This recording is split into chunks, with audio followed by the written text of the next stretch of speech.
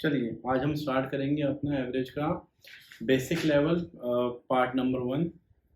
तो स्टार्ट करते हैं। हमको पहले क्वेश्चन से, if 25a plus 25b equal to 115, what is the average of a and b? Equation दी हुई है कि 25a plus 25b जो है वो 115 है, तो हमें a और b का एवरेज चाहिए। a और b का एवरेज कैसे आएगा? Sum of observation upon number of observation, यानी कि a प्लस बी अपॉन 2 की वैल्यू जानना चाहता है। इसी इक्वेशन को हम लेते हैं। तो 25a plus 25b equal to 115। 25 ये हमें कॉमन दिख रहा है, तो a प्लस बी आ जाएगा equal to 115। Then a plus B equal to 115 upon 25 से कट जाएगा। 23 जा, ये 5 जा। अब a प्लस b को हम 2 से डिवाइड कर देते हैं दोनों साइड, तो 23 अपॉन 5 अपॉन 2 आ गया। तो इससे क्या होगा कि a प्लस बी अपॉन 2, यानी कि जो एवरेज हमें चाहिए वो हो जाएगा आपका 23 अपॉन 10 या फिर 2.3। 2.3 is the average of A and B. Kunal bought 65 books for rupees 1050 from one shop and 50 books from for rupees 1020 from another. What is the average price he paid per book? Kunal ने क्या किया, 65 book खरीद के लाया वो 1050 rupees में, और 50 खरीद के लाया वो 1020 रुपए में। यानी कुल पैसे कितने खर्च करें वो हम देख लेते हैं। तो 1050 प्लस 1020 कुल मिला के किताबें लेके आया। और कितनी किताबें लाया वो? 65 प्लस 50। इससे हमारा औसत निकल जाएगा। करते हैं इसे। 0, 2 and 5 is 7, 0, 2 अपॉन 115, और इसका आउटपुट आप निकाल लेना तो 18 आएगा। तो 18 is the average. So what is the average price he paid per book? So the average price he paid per book is rupees 18. ऐसा करते हैं। If the mean of 5 observation x plus 2, x plus 4, x plus 6 and x plus 8 is 11, then mean of the last 3 observation is, वो क्या कह रहा है कि यदि 5 ऑब्जर्वेशन का औसत 11 दिया हुआ है, तो आखिरी के जो 3 ऑब्जर्वेशन हैं इनका औसत निकालिए। तो पहले हम x की वैल्यू निकालते हैं। तो नंबर ऑफ, पहले ऊपर क्या आएगा आपका, sum of observation divide by number of observation. तो सम ऑफ ऑब्जर्वेशन, पहला ऑब्जर्वेशन आपका x हो गया, दूसरा हो गया x प्लस 2, तीसरा हो गया आपका x प्लस 4, चौथा हो गया आपका x प्लस 6, पांचवा आपका हो गया x प्लस 8। यानी कि 1, 2, 3, 4, 5 ऑब्जर्वेशन हो गए। तो डिवाइडेड बाय 5 इक्वल टू यहाँ पे आपका हो गया 11। यहाँ जोड़ते हैं 1, 2, 3, 4, 5। तो 5x plus 8 and 2 is 10, 6 and 4 is 10, 20 upon 5 equal to 11। 5 common है, x plus 4 upon 5 equal to 11। 5 से 5 कट जाएगा, तो x plus 4 equal to 11, x equal to 11 minus 4, x equal to 7। तो 7x की वैल्यू आ गई। अब के बाद आखिरी के 3 नंबर का आपको औसत निकालना पड़ेगा, एवरेज निकालना पड़ेगा। तो आखिरी के 3 नंबर क्या हैं? x plus 4, x plus 6, x plus 8। यानी कि यहाँ पे आप x का मान पुट करेंगे तो 7 प्लस 4, 7 प्लस 6, 7 प्लस 8, यानी ये आपका हो जाएगा 11, 13 एंड 15 हो जाएगा। अब इन तीनों का वो औसत मांग रहा है आपसे। जब भी 3 नंबर हो और उनमें गैप्स सेम हो, मतलब फर्स्ट और सेकंड में और सेकंड और थर्ड में, तो बीच वाला नंबर ही आपका जो होता है वो एवरेज होता है। आप करना चाहें तो सॉल्व कर लें। 11 + 13 + 15 sum of observation divide by number of observation, 3 observation हैं ये, तो ये तीनों आप जोड़ेंगे तो कितना आ जाएगा 39/3। The answer is 13। तो 13 is your observation of last 3 numbers, या लास्ट 3 नंबर्स ऑब्जर्वेशन इज 13। अगला सवाल करते हैं। 4 members whose average is 60. The first is 1/4 of the sum of the last 3. The first number is, bill कह रहा है ये कि 4 लोग हैं और उनका जो औसत है वो 60 का है। The first is 1/4, जो पहला है वो 1/4 है, जो बचे हुए 3 हैं उनके जोड़ का, उनके सम का।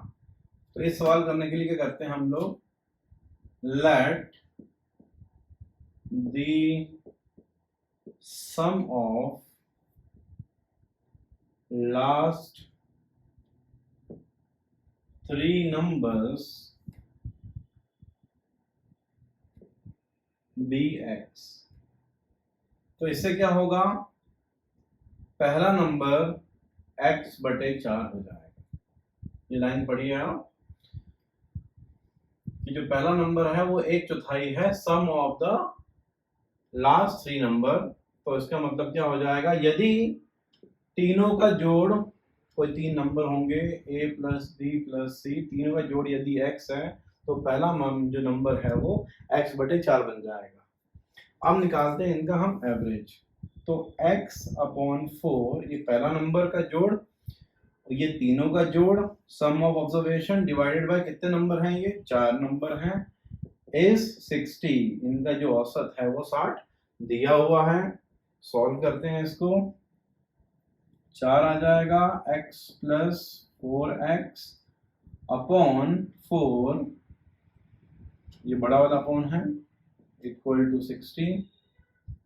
आगे सॉल्व करते हैं। 5x upon 16 equal to 60। इसका मल्टीप्लाई इससे, इसका मल्टीप्लाई इससे, ऐसे होगा ये। तो 5 1 जा एंड 5 12 जा, तो x इक्वल टू 12 × 16 160 और आगे 32, तो 192 हो गया आपका। तो यानी कि x की वैल्यू जो है वो 192 आ गई है। निकालनी क्या है, फर्स्ट नंबर की। फर्स्ट नंबर जो है वो x/4 है, यानी 192/4 है, जो 48 के बराबर है। The first number is 48. Next question. A library has an average of 510 visitors on Sunday and 240 on other days. The average number of visitors per day in a month of 30 days beginning with a Sunday is. कह रहा है कि Sunday को 510 लोग library में आते हैं और अन्य दिनों में 240 लोग जो हैं वो लाइब्रेरी में आते हैं। तो हमें बेसिकली जो है वो 30 दिनों का औसत निकालना है, और यदि वो 30 दिन चालू हो रहे हैं संडे से, तो यदि पहला दिन आपका संडे होगा तो 8वां दिन संडे होगा, 15 डे संडे होगा, 22nd डे संडे होगा, 29 डे संडे होगा। बस मेन इसी में चीज छुपी हुई है आपका आंसर, कि यहाँ पे आपको मालूम पड़ जाएगा कि उस महीने में 5 दिन जो हैं वो संडे के होंगे और बचे हुए दिन जो होंगे वो 25 डेज होंगे, यानी 30 डेज का पूरा महीना है। कई लोग इसको 4 कर लेते हैं और यहीं पे आंसर आपका जो है वो गलत हो जाता है। इतना आपको आ गया तो आगे आपका वेटेड मीन का फॉर्मूला लगाओ। 5 multiplied by 510 plus 25 multiplied by 240 divided by 5 + 25। Solve करेंगे आंसर आ जाएगा, ये आपका हो गया 2550 प्लस यहाँ 0 लगाया 24 मल्टीप्लाइड बाय 25, 4 5 20, 4 2 8, 4 5 10, 18 to 20, 2 2 4, 5 6, 600। ये 600 यहाँ पे कर दिया, नीचे आपका 30 आ गया, ये आपका आ जाएगा 0 5 8/30, which is 855 by 3. 3 2s are 25, 8s are 15, 5. 285 is the average of the people who will visit the library in 30 days. In a family, the average age of father, mother is 35 years. The average age of the father, mother and their only son is 27 years. What is the age of the son? ठीक, एक family में जो है पिता की और माता की जो है औसत आयु 35 दी हुई है, तथा पिता, माता और उनका इकलौता पुत्र जो है उसकी आयु जो है, तीनों की जो औसत है वो 27 दिया हुआ है। तो इसमें पुत्र की जो है आपको आयु निकालनी है। तो वहाँ देखें हम लोग कि f प्लस m अपॉन 2, यानी कि sum of observation divided by number of observation is 35। तो इससे f प्लस m आपका हो जाता है 70। इक्वेशन पहली बन गई आपकी। दूसरा है आपका f plus m plus s divided by 3 is 27। तो f plus m plus s equal to आपका 81 आ जाएगा। तो इक्वेशन 2 में इक्वेशन 1 को आप डाल लीजिए तो आ जाएगा 70 प्लस s इक्वल टू 81। सन की एज हो जाएगी 81 माइनस 70, s इक्वल टू 11। तो the age of the son is 11 years। चलिए अगला सवाल करते हैं। The average weight of 16 boys in a class is 50.25 kg and that of remaining 8 boys is 45.15 kg. Find the average weight of all the boys in the class। दिया हुआ है कि 16 बच्चे हैं क्लास में, उनका औसत वजन जो है वो 50.25 है और बचे हुए 8 बच्चों का जो है वो 45.15 है। तो वेटेड मीन का ये क्वेश्चन है। Simple 16 multiplied by 50 plus 25। यदि आपको फॉर्मूले सब देखने हैं तो आप मेरा जो है जो बिगनर्स वाला पार्ट है एवरेज का, पहले वो आप देख लें। उसके बाद अगर आपका अच्छा लेवल है, आपको फॉर्मूले सब आते हैं, तो आप मेरा बेसिक लेवल स्टार्ट कीजिएगा। Then 8 multiplied by 45.15 divided by 16 plus 8। तो ये आप मल्टीप्लीकेशन कर लेना, मैं आपको डायरेक्ट वैल्यूज दे रहा हूँ इसकी। 804 प्लस 361.20 अपॉन 24, 1165.20 अपॉन 24। इससे आप ये काटेंगे तो आपका आंसर 48.55 kg आ जाएगा। So this is your answer. उन 16 के 16 बच्चों का जो औसत है वो 48.55 आ जाएगा। वैसे भी हम इसको देखें सवाल को तो 50.25 और 45.15, यदि नंबर ऑफ बच्चे दोनों साइड इक्वल होते हैं तो इसके सेंटर में हमारा आंसर आ जाता है। इसका सेंटर जो है 47.5 या 6 करीब बैठेगा, लेकिन जो आपके 50.25 वाले हैं वो ज़्यादा हैं, तो ये आपका जो आंसर है जो इस तरफ जाएगा। अगर एग्जाम में आपको ऑप्शन दिखें जो 47.6 से कम हो वो ऐसे एलिमिनेट हो जाएंगे, और अगर जो 50 और 45.5 के इससे कम से ज़्यादा हो वो भी एलिमिनेट हो जाएंगे, क्योंकि एवरेज जो हमेशा इन दोनों के बीच में ही आएगा। और ज़्यादातर आपका जो ऑप्शन जो होगा 47.6 से थोड़ा सा ज़्यादा आपका आंसर आएगा। तो अगर केवल एक ही ऑप्शन दिया हुआ है तो आप उसे टिक कर सकते हैं, तो आप सॉल्व कर सकते हैं। नेक्स्ट हम लोग The average expenditure of a man for the first 5 months of a year is rupees 5,000 and for the next 7 months it is rupees 5,400. He saved rupees 2,300 during the year. His average monthly income is। अब सवाल में क्या कह रहा है कि एक व्यक्ति का 5 महीने का जो खर्च है, हर साल उसका खर्च जो है हर महीने का खर्च उसका जो है वो 5,000 है, और अगले 7 महीने का उसका जो औसत है वो 5,400 है। और यदि वो पूरे साल में 2,300 रुपये बचाता है तो उसकी कुल आय प्रति महीने क्या होगी, या फिर उसकी एवरेज मंथली इनकम क्या होगी। तो पहली बात ये है कि सैलरी जो उसकी होगी वो होगी उसके खर्चे को यदि हम जोड़ देंगे उसकी सेविंग से, ठीक है। खर्चे और बचत अगर जुड़ेगी तब जाके उसकी सैलरी बनेगी। अब पहले देखते हैं हम लोग 5 महीने की उसकी जो औसत है वो कितना आ रहा है। 5 महीने का औसत उसका 5,000 आ रहा है, यानी कि 5 महीने में उसने 25,000 रुपये कमाए। अगले 7 महीने में उसका औसत आ रहा है 5,400 का। तो ये कर लेते हैं हम लोग, 7 4 इज योर 28, 7 5 इज 35, 37। और ये तो हो गया पूरा का पूरा उसका एक्सपेंडिचर, खर्चा। खर्चे में हम इसको जोड़ेंगे सेविंग को। सेविंग कितना उसका 2,300, ये होगी उसकी सेविंग। अब जब इन सभी को हम जोड़ लेंगे तो उसकी सैलरी आ जाएगी 0 0 8 और 3 11, 3 2 और 1 10 15, 3 4 5 1 6, तो 65,100 जो है उसकी कुल आय आ गई है, कुल उसकी सैलरी आ गई है। और यदि इसको हम 12 से डिवाइड करेंगे तो उसकी मंथली जो है वो सैलरी आ जाएगी। डिवाइड कर लीजिए, 12 5 is 60, देन 51 बचा आपके पास, 12 4 is 48, उसके बाद 3 0 30 बचेगा, देन 2 आपका हो जाएगा 24 60 बचेगा, तो ये आ जाएगा 5। तो उसकी जो औसत या एवरेज सैलरी है वो हो जाएगी 5,425।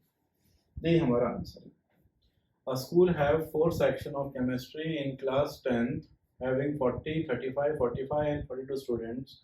The mean marks obtained in chemistry test are 50, 60, 55 and 45 respectively. Respectively का मतलब क्या हो गया कि 40 बच्चे हैं, 35 बच्चे हैं, 45 बच्चे हैं और 42 बच्चे हैं।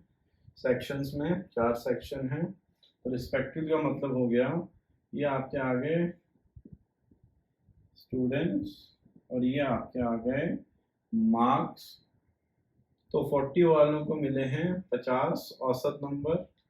35 स्टूडेंट जहाँ पे हैं उनका जो औसत है वो है आपका 60।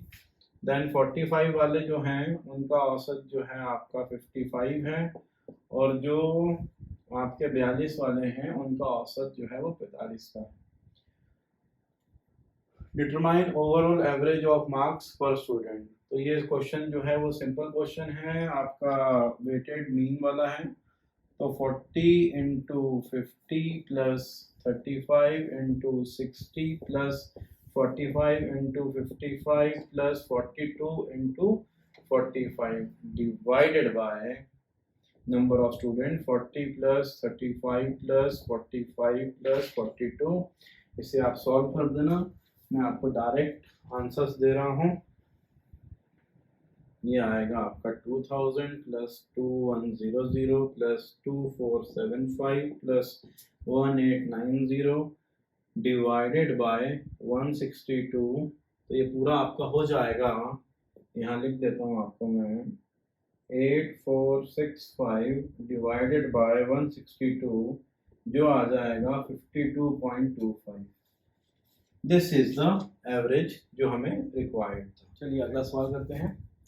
A car owner buy petrol at rupees 17, 19 and 20 per liter for 3 consecutive years.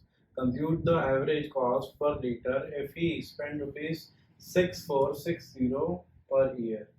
एक व्यक्ति है, उसने पहले साल पेट्रोल जो है वो 17 रुपये प्रति लीटर के हिसाब से खरीदा, दूसरे साल 19 रुपये के हिसाब से, और तीसरे साल 20 रुपये के हिसाब से उसने पेट्रोल खरीदा। और हर साल जो है उसने 6460 रुपीज स्पेंड करें पेट्रोल खरीदने में। तो ये ज्ञात कीजिए कि जो ये अपने 3 साल हैं, इन 3 सालों में एवरेजली वो उसने कितने रुपए का पेट्रोल प्रति लीटर खरीदा है। ये है बेसिकली क्वेश्चन। तो आपको पहले निकालना है कि हर साल उसने कितने लीटर तेल खरीदा है। तो 17 रुपए का अगर तेल हुआ और 6460 रुपए उसने लगाए, तो 17 को इससे हम भागित कर देंगे तो हमारा आ जाएगा कितने लीटर उसने तेल खरीदा पहले साल। 19 से कर देंगे तो दूसरे साल आ जाएगा, और उसके बाद 20 से कर देंगे तीसरे साल आ जाएगा। तीनों ही जो वैल्यू हमारी आ जाएगी उसको हम ऐड कर लेंगे, और तीनों साल में उसने जो पेट्रोल पे एक्सपेंड किया है, कितना किया है उसने, हर साल किया है 6460। तो 3 साल का आपका जो है 3 से मल्टीप्लाई करने पे आ जाएगा 6 into 3 is 18, then 6 4s are 12, 13। तो 19,380 रुपए उसने पेट्रोल पे खर्च कर दिए।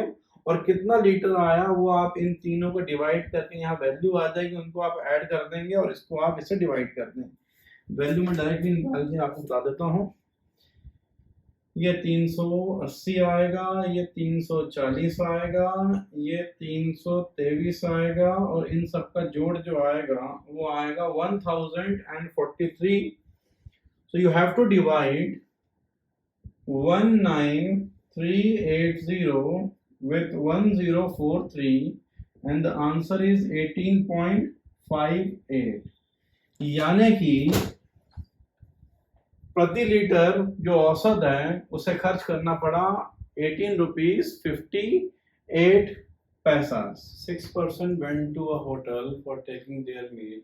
5 of them spent rupees 32 each on their meal, while the 6 person spent rupees 80 more than the average expenditure of all the 6. What was the total money spent by all the person?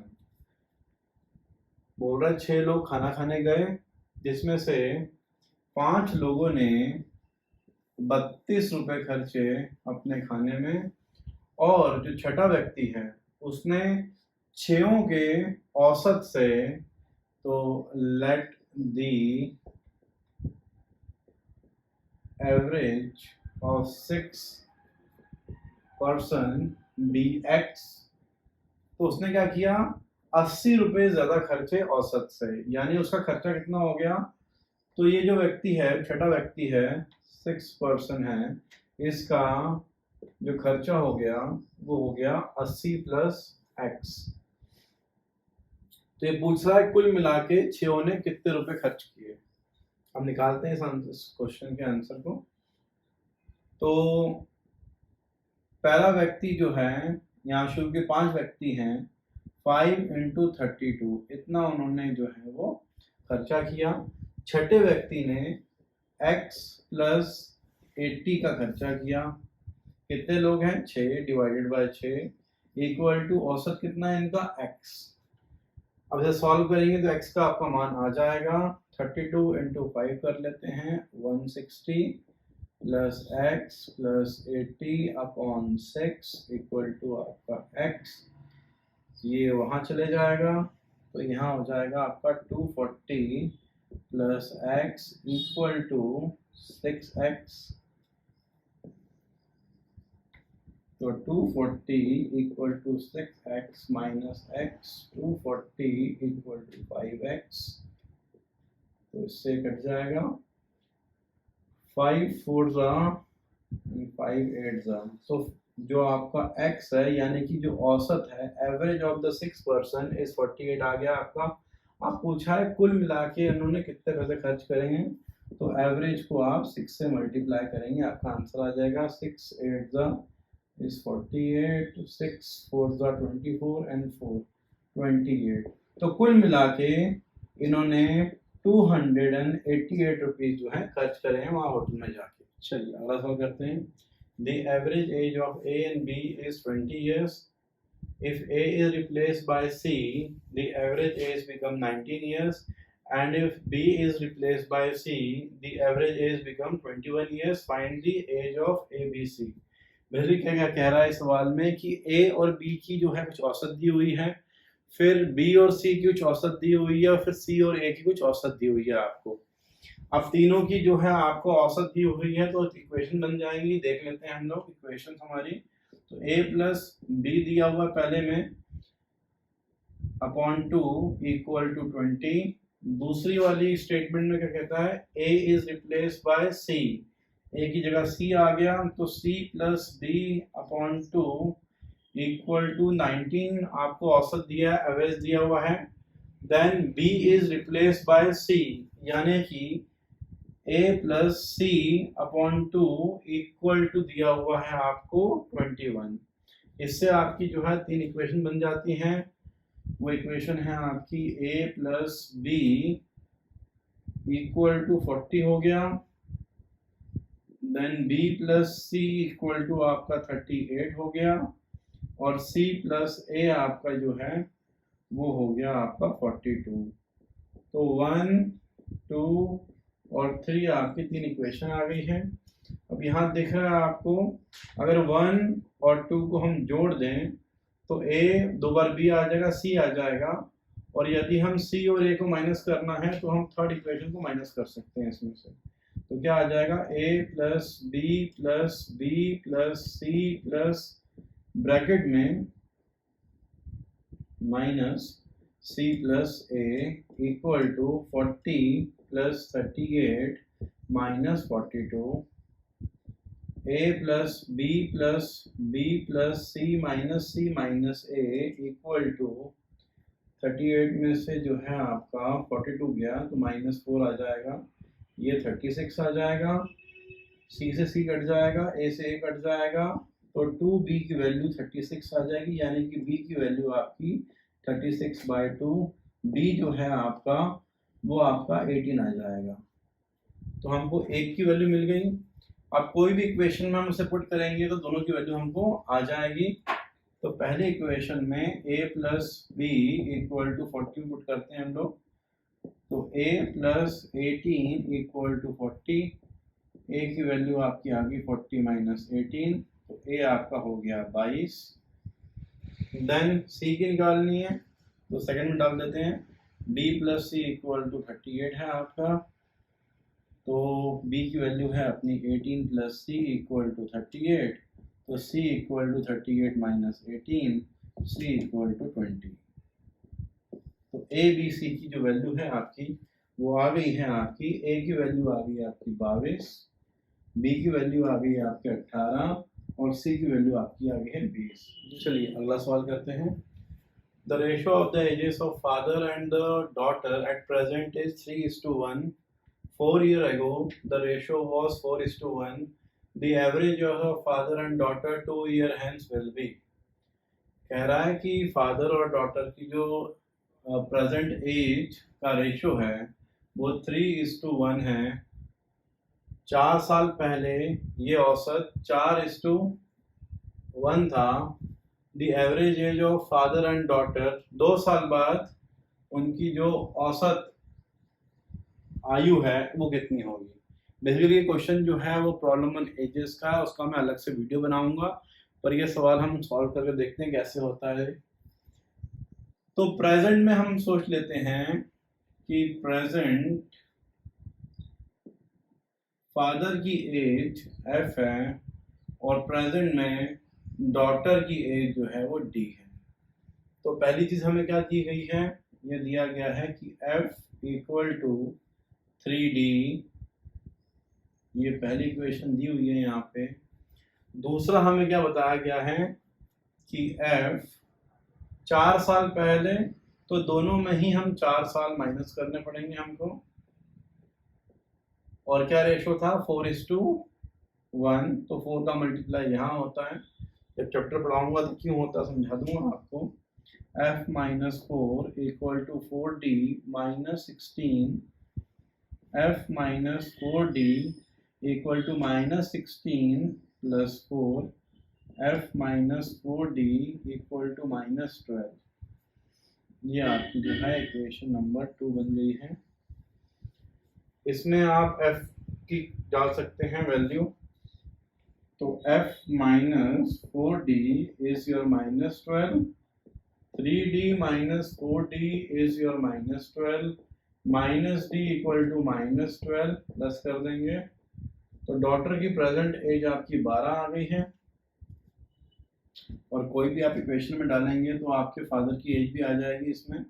तो father की जो as है वो है आपकी f equal to 3d, यानी कि f equal to 3 into 12, तो दिस इज योर 36। 2 साल बाद दोनों की आयु जो है वो 2 से बढ़ जाएगी, यानी कि 2 साल बाद जो डॉटर है उसकी एज हो जाएगी 14, और जो फादर है उसकी एज हो जाएगी आपकी 38।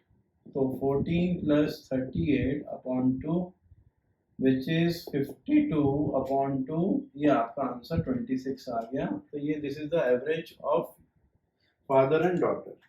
Next question, the average age of class was 15 years when 5 boys whose average age was 12 years 6 months were admitted in the class. The average was reduced by 6 months. How many students were there in the class originally? Originally हम समझ लेते हैं कि x बच्चे थे और उनका औसत जो था वो था 15 years।